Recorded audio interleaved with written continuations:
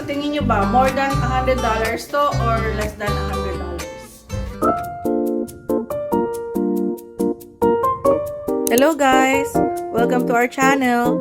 For today's vlog, pupunta tayo ngayon sa TNT Supermarket dito sa Central City sa Surrey, BC, Canada. Tara, samahan niyo akong mag-grocery.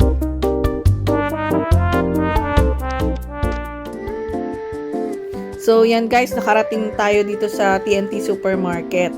So, sa tingin nyo guys, ano yung mga yang nakikita? Sirit na?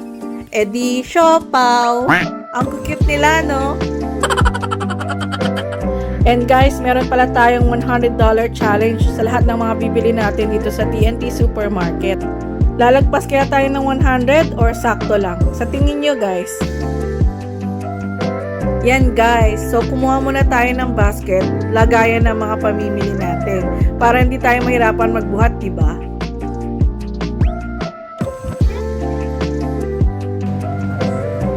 Dahil may basket na tayo, mag-start na tayong mag-grocery. Let's go! Medyo maskip yung daan dito sa right side, no? Kung makikita nyo. Kasi ginagawa nila yung side na yan.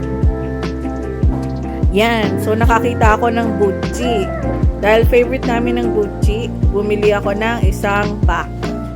Yan. So, $5.99 ang isa. So, isang Buchi.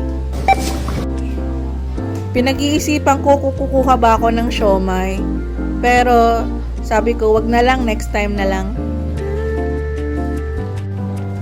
So, nandito tayo ngayon sa section ng TNT Supermarket kung saan may mga lutong ulam. So, pwede kayong kumuha kahit gaano kadaming ulam. Okay lang kahit iba-iba sa isang container.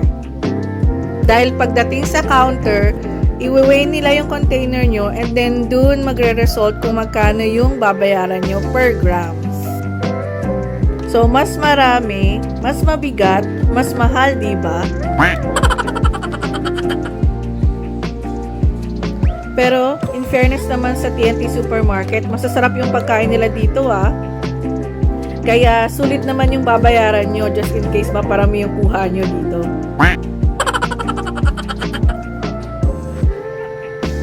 Yan. So, kumuha ako ng sweet and sour pork. At saka, meron ding chicken. Stir-fried chicken. Hindi ko matandaan kung ano kasi yun. Basta kumuha ako ng 3 meat, 2 vegetable, at pansit. Siya nga pala guys, pasensya na kayo sa angle ng mga video ah. Kasi dalawa yung gamit kong kamay. Yung left is nagkukuha ng video and then yung right is kumukuha ng pagkain.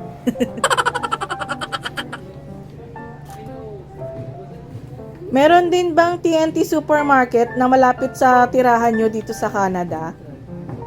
Kung meron po, pa-comment na lang po down below para malaman natin kung saan pang may TNT Supermarket dito sa Canada. Thank you po! So, yan guys, no? Ang huli kong kinuha is chop suey. So, konti na lang yung laman ng chop suey kaya kinuha ko na lahat yung gulay na nandun sa tray.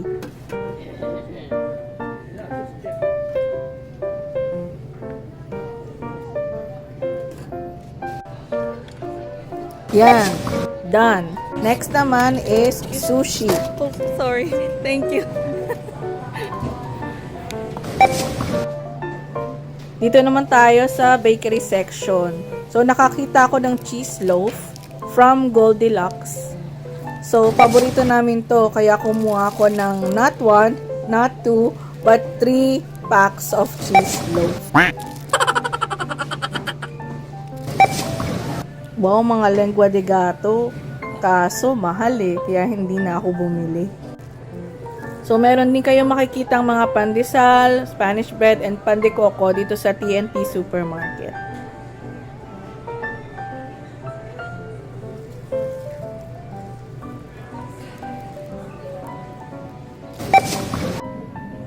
At meron din ditong longganisa, tocino, beef tapa, mga frozen na gulay, kung kailangan nyo sa mga lulutuin nyo Pinoy dishes.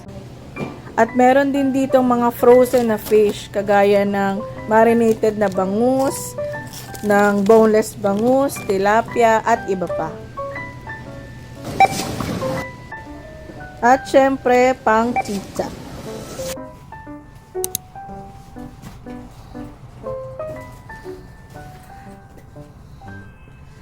Yan guys, nakauwi na rin ako, no? Tingnan natin kung makaka $100 ako dito sa mga pinamili ko sa TNT. Okay, sige guys, tara. Pasok na tayo.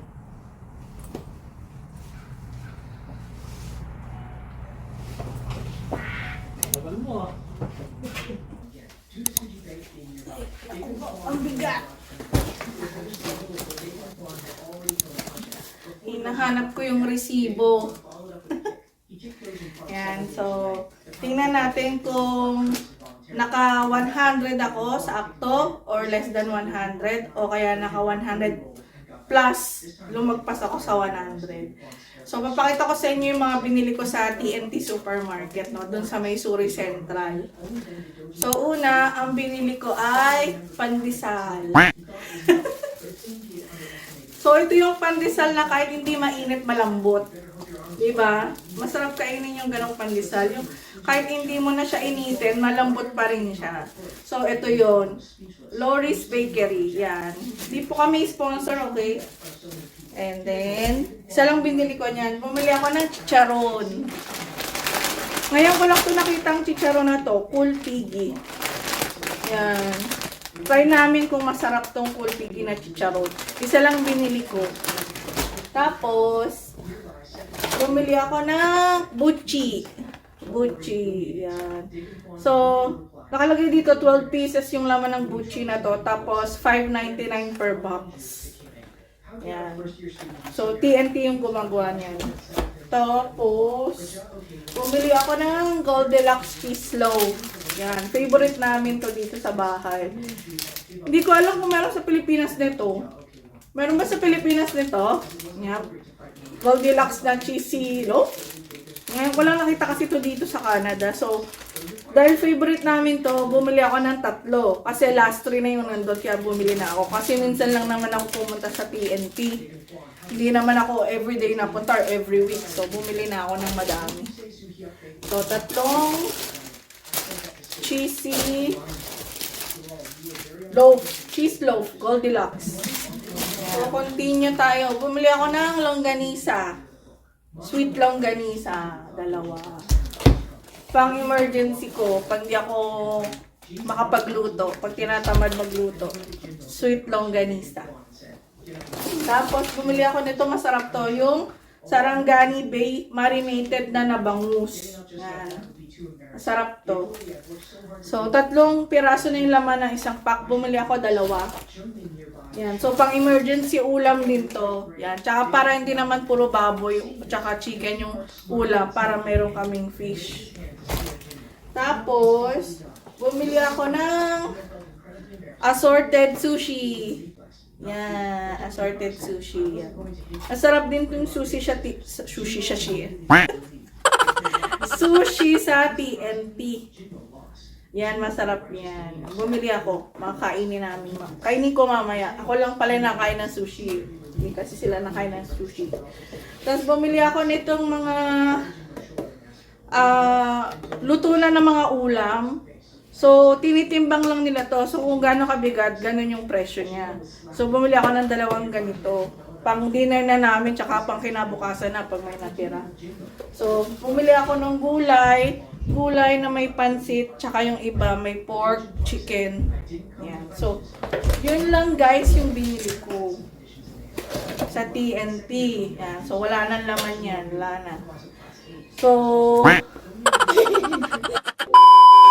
So, lahat ng to, guys, yung binili ko sa TNT. So, sa tingin nyo ba, more than $100 to or less than $100? So, lagay nyo po yung mga hula nyo doon sa comment section. Ano? Pero wala po akong pag-giveaway. Wala pa akong budget pang pag-giveaway. Katuwaan lang to, katuwaan lang. So, ang total nitong lahat ay $100 $117.23. Yan, kasi meron pang GST tsaka PST na tax. So, ito ay $114.41 plus nagbayad din ako ng bag. May bayad kasi yung bag, shopping bag. So, $2. Wala kasi akong dalang shopping bag, so kailangan kong bumili. So, $2 yung shopping bag. So, ano tayo? Nag-over tayo sa $100.